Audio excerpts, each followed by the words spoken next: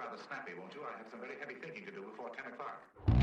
You've done well so far, but up until now, I've only been using a mere 5% of my power. Now let's see how well you fare against my Biden blast. Are we having fun yet? Hell yeah!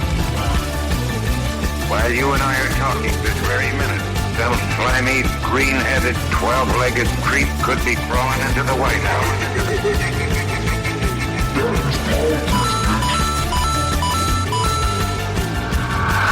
After all, if our national leaders were elected on the basis of tricky slogans, our country would be in a terrible mess. Hello, everyone, and welcome to By The Ballot, a Substack where we talk about stances and tactics and news from the left. My name is Matt Royer. I, like many of you in the Democratic space, read through Deciding to Win, created by Welcome, the centrist organization that hosts Welcome Fest every year. Welcome Fest featured some interesting takes, most notably where guests said they believed unions were the most significant detriment to the abundance agenda, confirming what many feared about the anti-labor sentiments behind it, and included a who's who of centrist and moderate congresspeople. According to authors Simon Bazelon, Lauren Harper Pope, and Liam Kerr, Deciding to Win aims to provide the most comprehensive account to date of why Democrats lost and what our party needs to do to win again. They claim to draw on hundreds of polls and academic papers, dozens of case studies, and 500,000 survey responses to compile their findings to give ourselves the best chance to win. They recommended 5 changes Democrats should make. Number 1, focus on an economic agenda centered on lowering costs, growing the economy, creating jobs, and expanding the social safety net. Number 2, advocate for popular economic policies, drug price negotiation, making the wealthy pay their fair share, $15 minimum wage, rather than unpopular ones, student loan forgiveness, EV subsidies, and Medicare for all.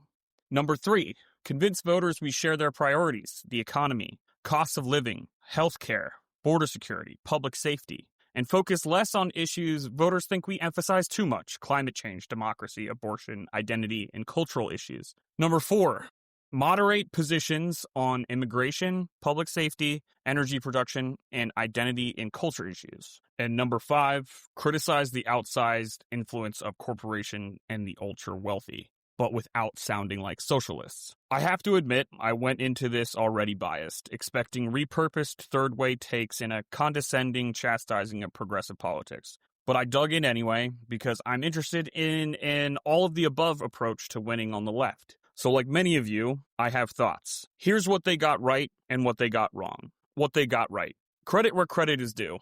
The authors make some excellent points, many of which I do agree with. Focusing our policy agenda on economic growth and opportunity is essential if we want to win back working-class Americans again. Expanding prescription drug negotiation, making the wealthy pay their fair share, raising the minimum wage to $15 an hour, all extremely popular and entirely achievable.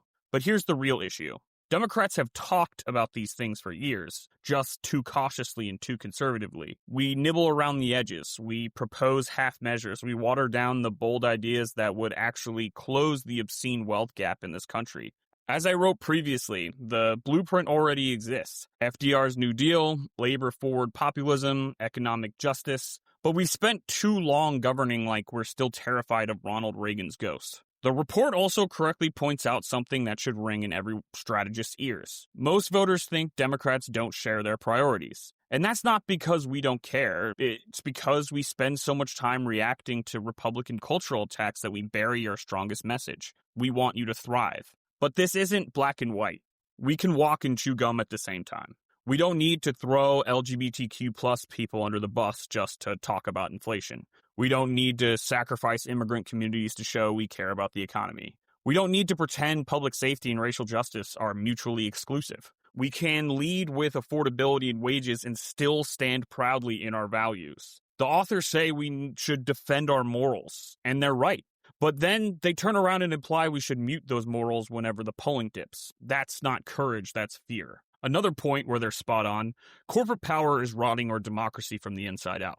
Money has warped policy outcomes against working people for decades. But the report badly misinterprets what that means. Wealthy donors don't drive progressive policies. They're driven by popular demand. Billionaires didn't invent movements like Fight for 15. Workers won them. And finally, hallelujah. The authors admit Democrats rely too heavily on old guard consultants and message-tested political mad libs. We keep falling for a magic word fallacy, believing there's some perfect sentence that will unlock the electorate.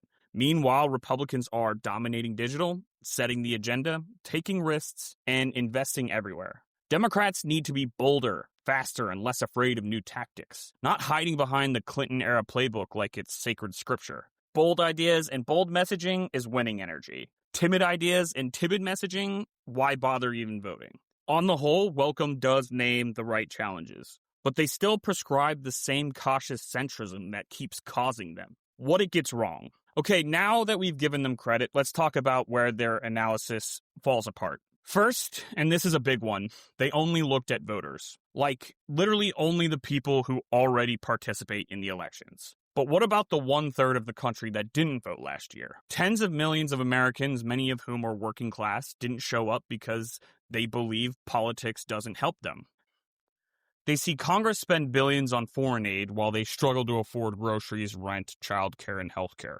They're not lazy non-voters. They're people who feel the government has failed them. If we want to expand the electorate, we need to understand what brings them back into the fold, not just cater to those who already show up. And then there's the claim that Democrats have moved too far to the left. I'm sorry, but have they looked around? The Overton window has shifted. Issues once deemed radical, like marriage equality, are now standard Democratic Party planks. Progress is not extremism. Support for LGBTQ plus rights is up. Support for abortion surged post-Dobbs. Labor organizing is at its most popular point in decades. Americans aren't recoiling at progressive values. They're frustrated that Democrats aren't fighting hard enough for them. The report also oversimplifies some incredibly complicated issues. Just saying immigration doesn't capture the nuance of what voters believe. Most people support legal immigration and don't think families should be torn apart. They're mad that the system is broken, not that immigrants exist. Same thing with student debt. People don't hate debt relief because they hate students. They hate that the system got so predatory that millions were forced into lifelong financial crisis just to pursue higher education. And here's the big messaging failure they ignore. Priority isn't the same as popularity. Just because voters rank cost of living above climate change doesn't mean climate isn't important to them. It just means rent is due on the 1st of every month, while sea level rise feels abstract by comparison. We need to be able to walk and chew gum, which leads to another glaring issue. They seriously underestimate media distortion and the gap between perception and reality. If all you ever hear about Democrats is from Fox News, far-right influencers, and conspiracy-driven Facebook groups calling us anti-American Marxists, then yes, you might think Democrats don't share your values. Biden didn't become unpopular because his policies were unpopular. He became unpopular because he never effectively countered the constant right-wing messaging machine. This goes beyond candidates and labels. It includes policies and ideas as well. Socialism is an evil, dirty form of government that sinks foreign corrupt countries and was what the Nazis were trying to enact according to what people are told and spew on the internet. To them, it's anti-American. But those same people still wouldn't want to overpay to use privatized roads, emergency services, schools, or other public service that stems from socialist ideas. They fully embrace the freedom that those public services give them. Medicare for all is communism that will make everyone sick and overcrowd our hospitals. But those same people want to be able to receive medical care without going into debt and embrace the idea of free preventative care during times of epidemics. Regulation prevents growth that only a free market can provide. Yet all these same people still lose their minds when prices go up at the grocery store and want to know what the government is doing about it. That is not the same as Democrats going too far to the left. It's a communications war we keep losing. They also ignore the quote-unquote Democratic penalty entirely. In red-leaning states, having a D next to your name is sometimes the kiss of death, even if your policies are popular. We've seen it repeatedly. Sherrod Brown, John Tester, Heidi Heitkamp. Candidates who should have been a natural fit for working-class voters, but lost or nearly lost because the brand has been successfully demonized. What it means is that Democrats need to build more organizational power in these areas and ensure they are visible in everyday life to refute those claims. It's easier for someone to vilify a stranger than to demonize a neighbor. And please, the perfect candidate mythology has to die. The authors list a bunch of centrist Democrats they think we should replicate everywhere. But AOC can't win in rural Washington, and Marie Gluesenkamp-Perez can't win in the Bronx. The country is not a monolith. People vote for someone they know, someone who shows up, someone who listens. We need more people who look like, talk like, and live like the people they want to represent from their communities, not a poll-tested Frankenstein candidate engineered and parachuted in from a DC lab. Finally, on money in politics. They are right that voters hate the corrupting influence of wealthy elites. But then they bizarrely imply that progressive ideas are only popular because of big donors that fund them, which is not true. Billionaires didn't build movements like union power, racial justice, and reproductive freedom. They were built by people organizing. Meanwhile, corporate interests have spent decades rigging the economy against workers, and Republicans have successfully branded us as out-of-touch elites. If Democrats want to reclaim economic populism, we should be pointing out who's actually hoarding wealth and rigging the rules. To sum it up, the problem isn't that Democrats are too progressive. The problem is that Democrats sometimes sound like they don't believe in their own agenda. We don't lose because we fight for too much. We lose because we fight for too little and let Republicans define us. In conclusion, it's bold or bust. So while I commend the authors of deciding to win on what they're trying to do, there is much left to be desired.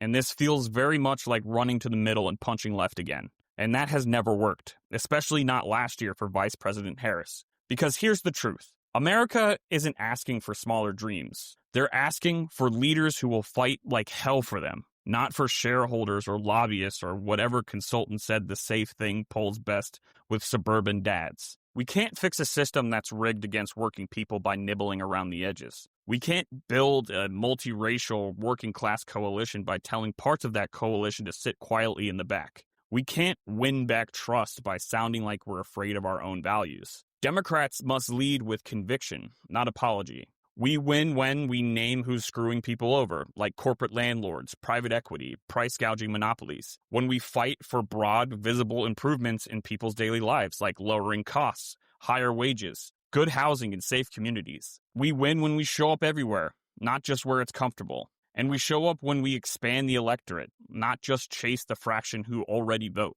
We are the party that built Social Security, Medicare, the 40-hour work week, the Civil Rights Act, marriage equality, and the first major climate legislation in history. That's not too far left. That's popular. That's the majority. That's winning. So yes, Democrats need to be bolder in their approaches and braver in their fights. And that doesn't mean retreating to old habits of centrist moderate politics. It means remembering who we are at our best. The party that takes on entrenched power and delivers for working people. Not a party trying to squeeze into whatever polling box the consultants drew up last week. If we choose boldness, clarity, and economic justice, we can build a coalition big enough to win, and win big. And if we don't, well, the authors of Deciding to Win already gave us the title of the sequel, Choosing to Lose. As always, thank you for reading and listening to By the Ballot. Please remember to like, subscribe, and share on Substack, Spotify, YouTube, Apple Podcasts, or wherever you're getting your podcasts. We're also up on TikTok now, if that's your sort of thing, to get more content from us. We will be back next week one final time ahead of the elections on Tuesday, November 4th, with our closing argument to the 2025 cycle. So tune in, and we'll see y'all there. Bye-bye.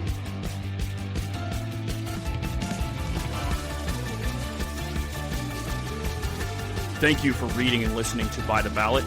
By the Ballot is an opinion series published on Substack, written, hosted, and produced by Matt Royer. Our theme music is Blah Blah Blah by The Revolution. All views expressed are solely those of the author and should not be interpreted as reporting or objective journalism or attributed to any other individual or organization. This publication represents personal commentary, analysis, and opinion only.